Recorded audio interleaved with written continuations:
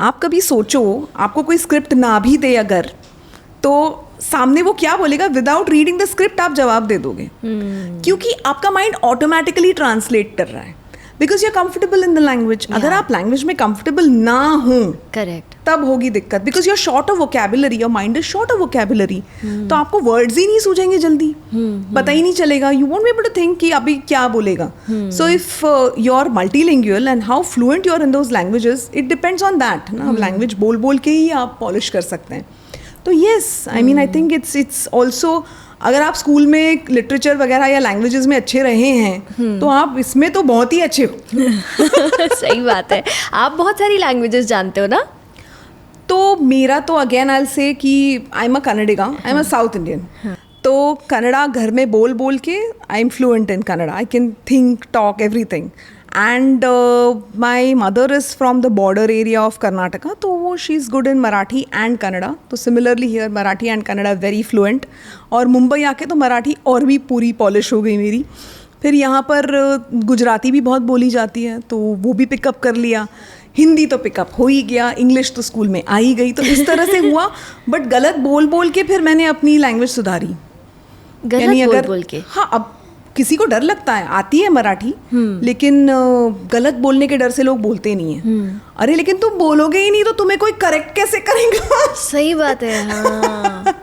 तो आप बोलोगे तब आपको पता चलेगा. उसमें जेंडर होता है, इसका ये जेंडर है, उसका वो जेंडर है, इसको फेमिनिन बना दिया, उसको पुल्लिंग बना दिया.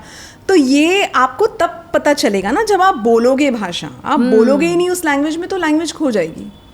और I like to learn languages, so if I have an opportunity I definitely learn. चाहे गलत बोलूँ, मुझे कोई फ़र्क नहीं पड़ता, मैं बोल देती हूँ. फिर सामने वाला समझ जाता है और करेक्ट भी कर देता है कि ऐसा नहीं, ऐसे बोलना है.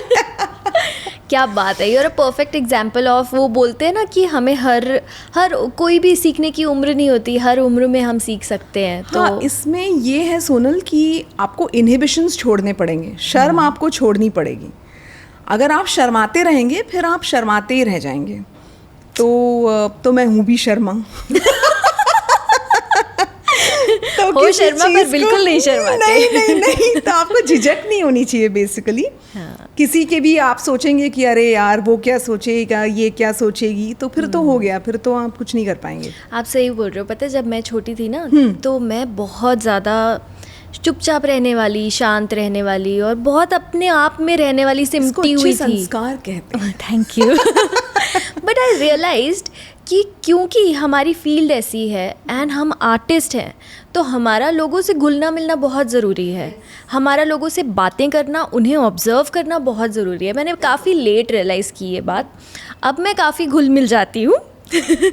लेकिन हाँ, इनिशियली आई वॉज़ वेरी, मैं सिर्फ अपना काम करती थी और जाती थी, आती थी, काम करती थी, जाती थी, बस.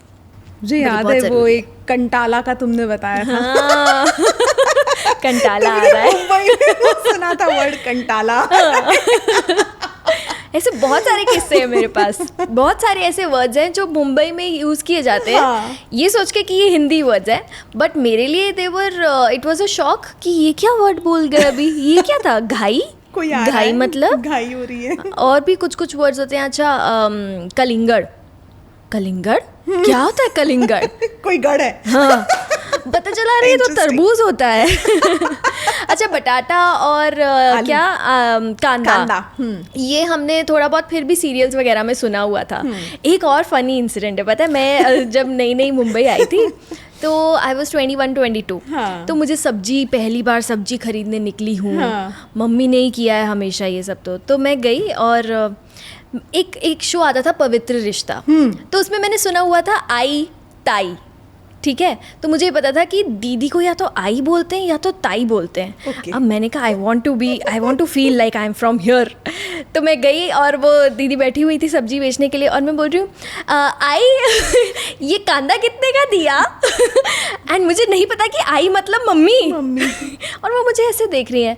फिर मैंने सोचा शायद मैंने कुछ गलत दिया. मैंने कहा ताई कांदा कितने का दिया. उसने कहा होगा कांदा रखो, पहले रिश्ता डिसाइड करो. मैं आई हूँ कि ताई हूँ।